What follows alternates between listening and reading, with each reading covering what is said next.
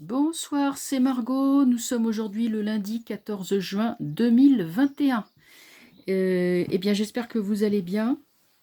Vidéo très attendue ce soir sur l'actualité. Nous avons deux sujets là qu'il faut évidemment examiner. Le premier, je vais prendre donc le plus urgent. Ce sont les perquisitions à l'IHU.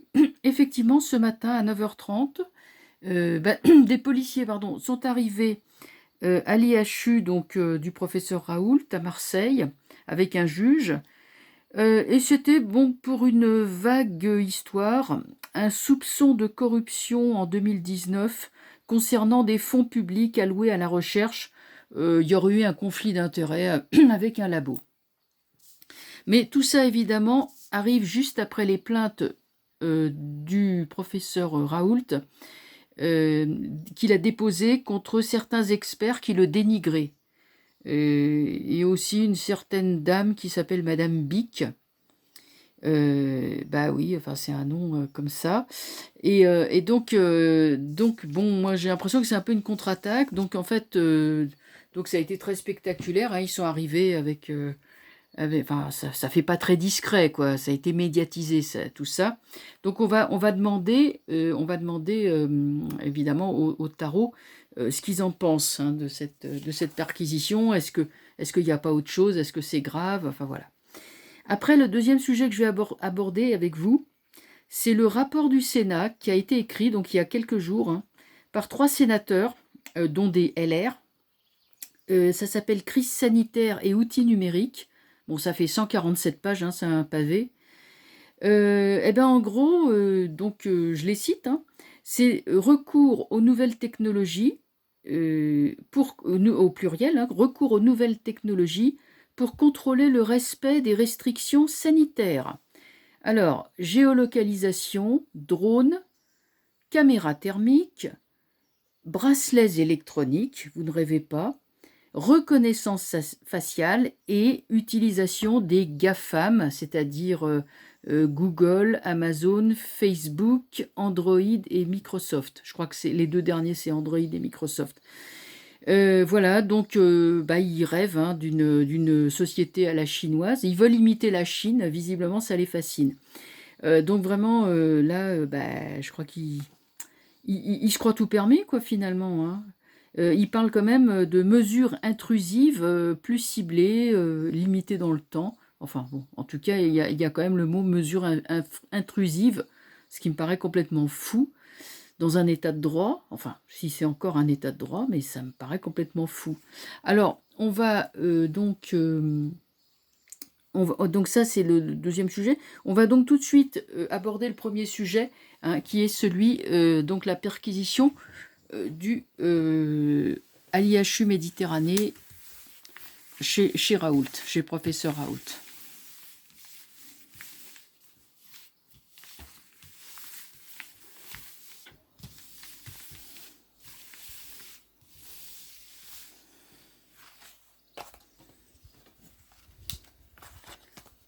Vous voyez, il y a le Monde qui sort. Le Monde, c'est plutôt bon signe.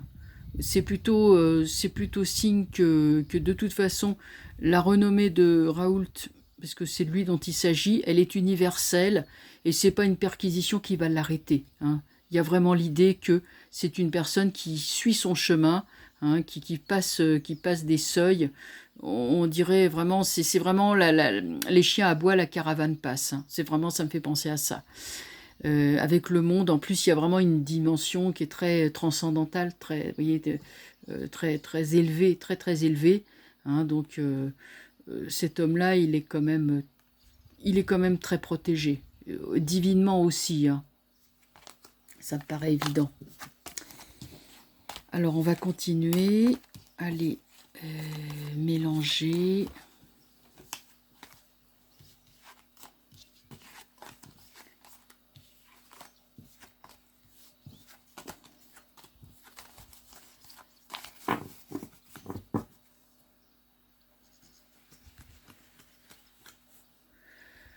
Voilà. Donc,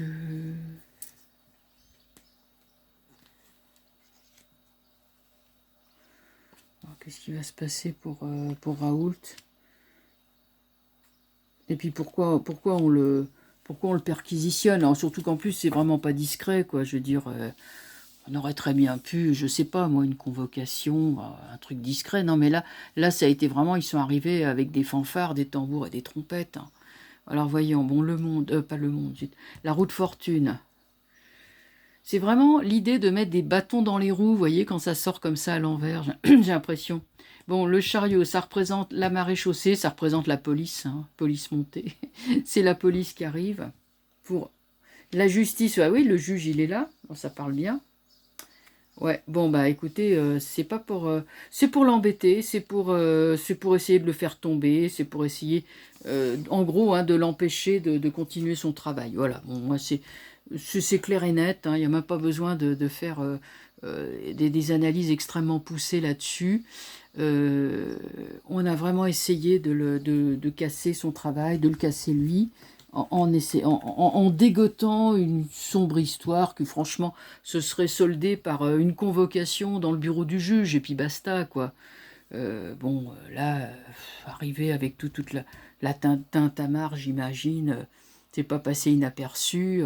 C'est une sorte de guerre psychologique pour moi. Hein. C'est pour le stresser. Donc vous savez, il a le cuir épais. Hein. Moi, je crois que cet homme-là.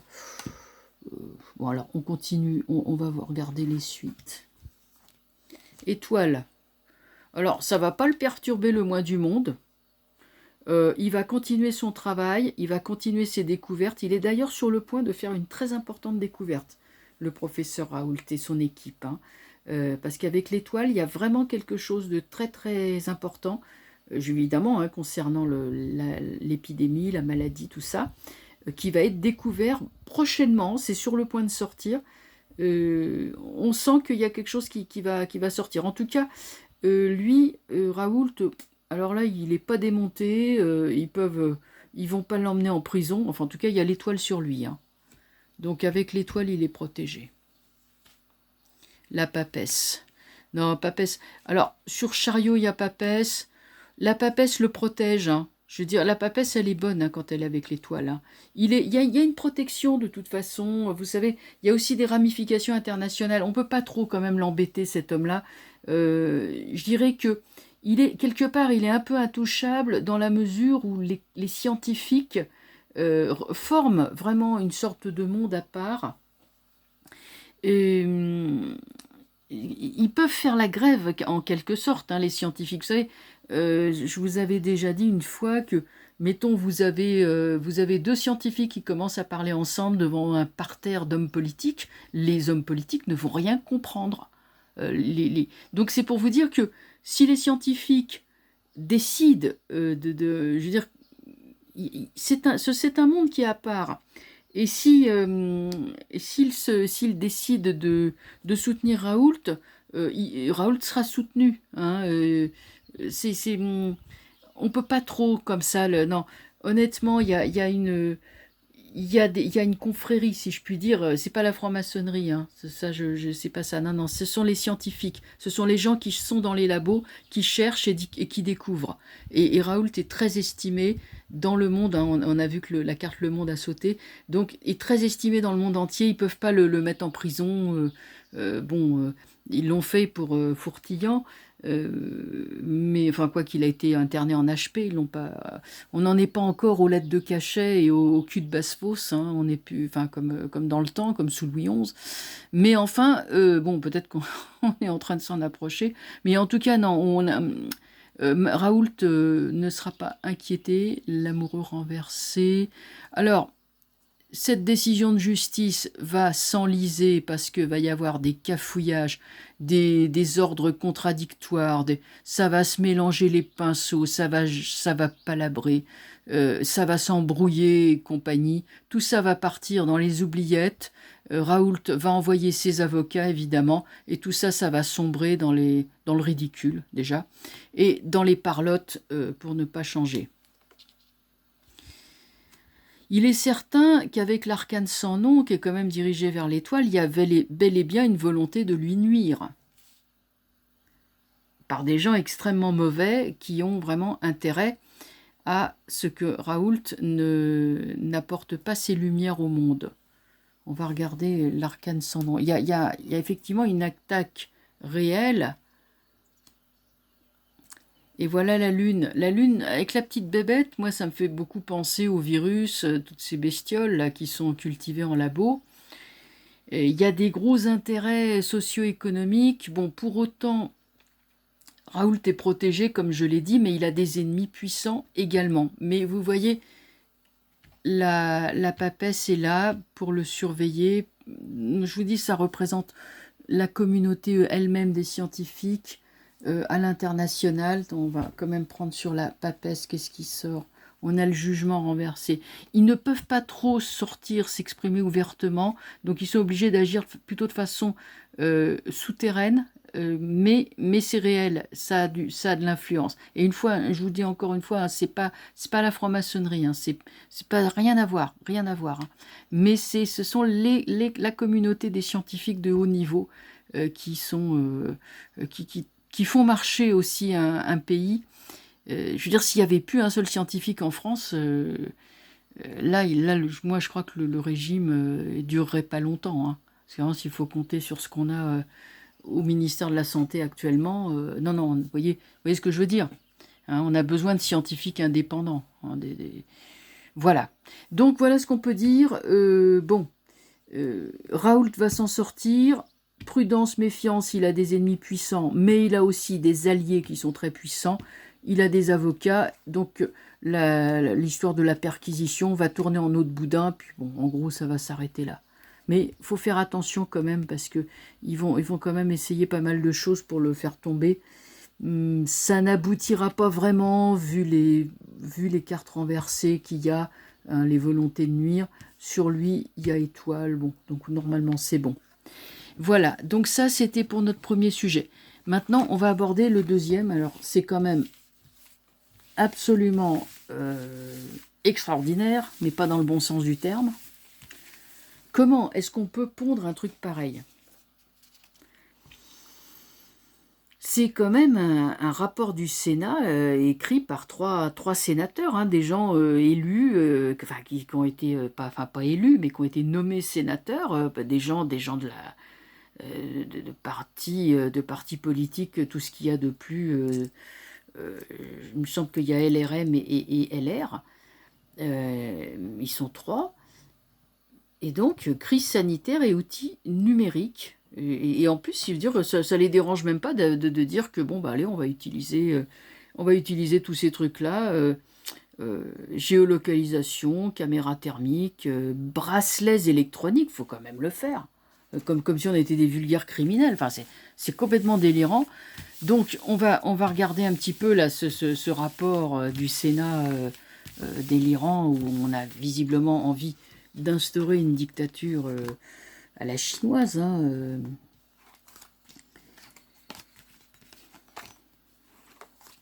Là, j'ai vraiment le sentiment qu'on a une espèce de pouvoir là qui s'affole complètement, qui met les bouchées doubles, les bouchées triples, pour vite instaurer une dictature. Bon, avant, c'était la politique des petits pas, maintenant, c'est la politique des bottes de 7 lieues, hein. Bon, on regarde.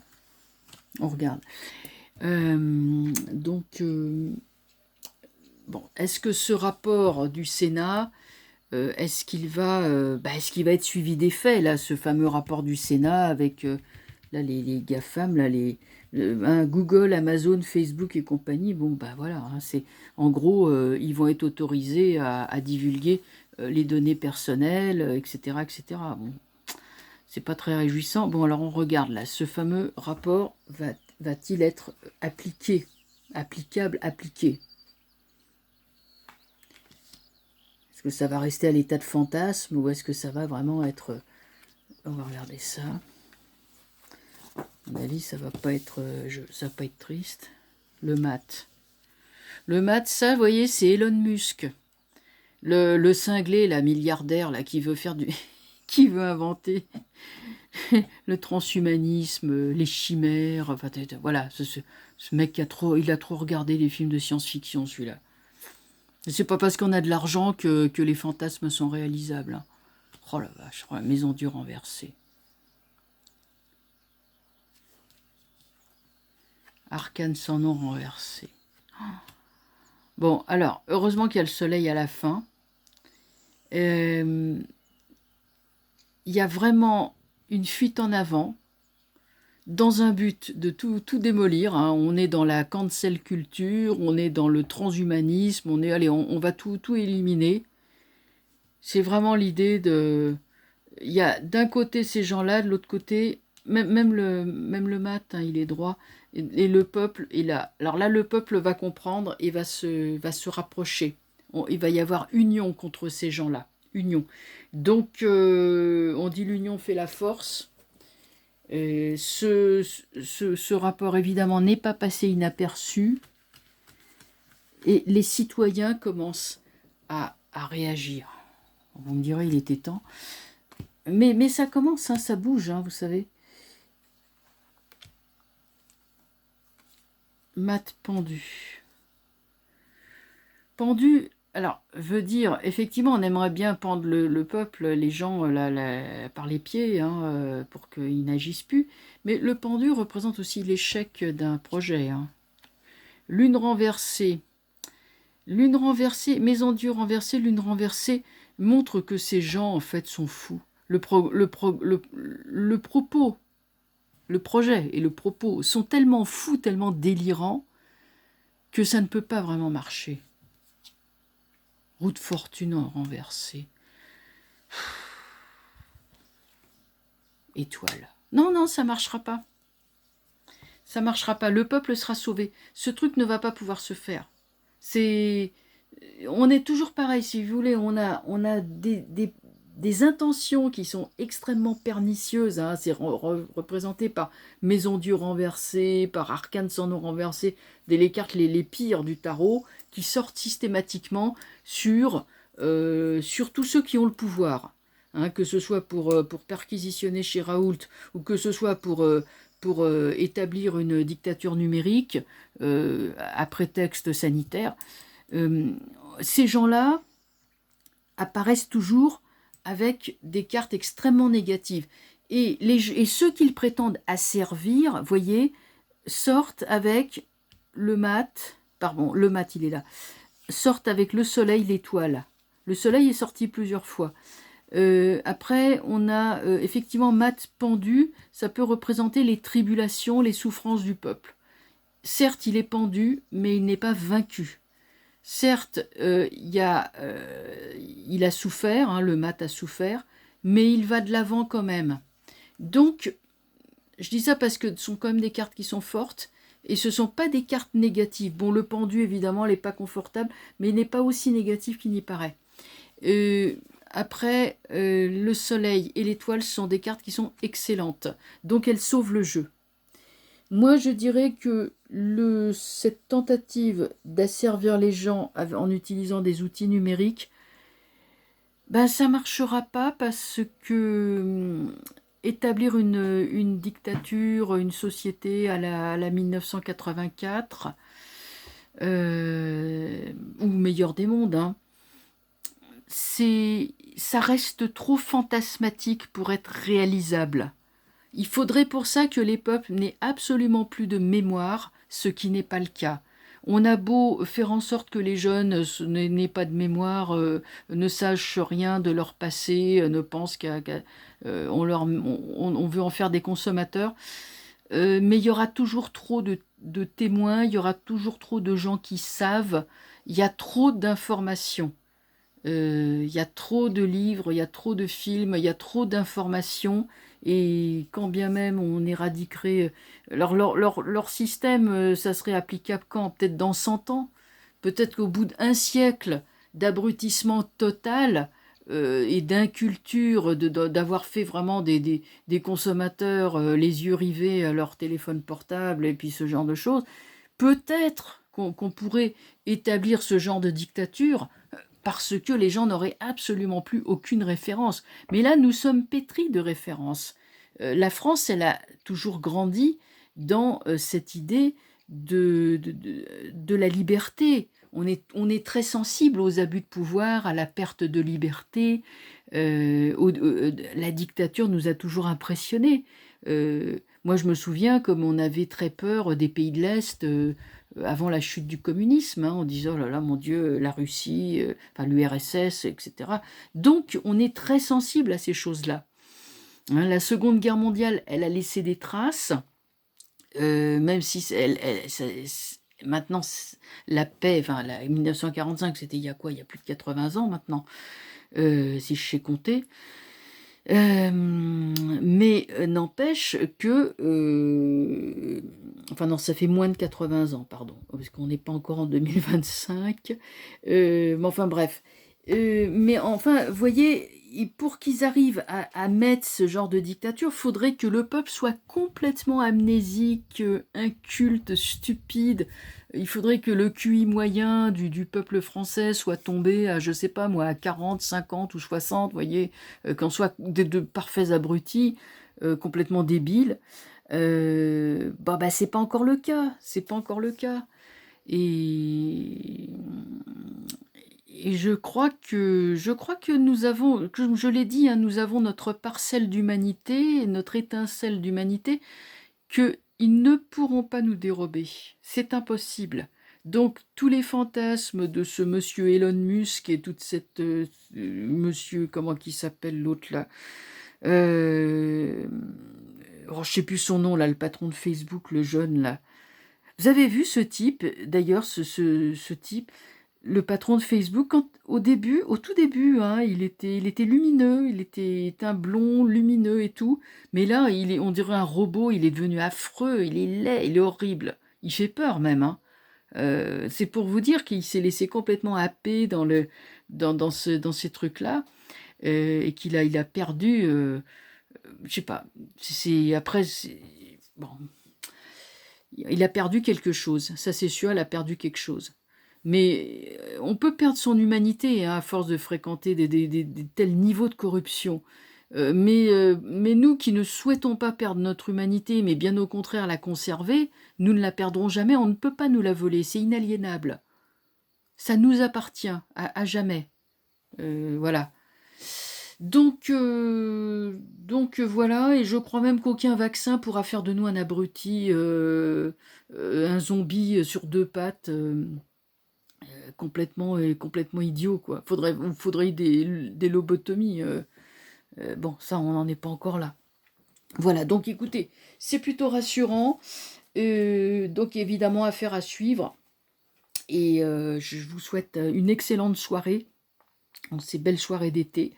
Et je vous dis donc à très bientôt. Allez, portez-vous bien et à bientôt. Au revoir.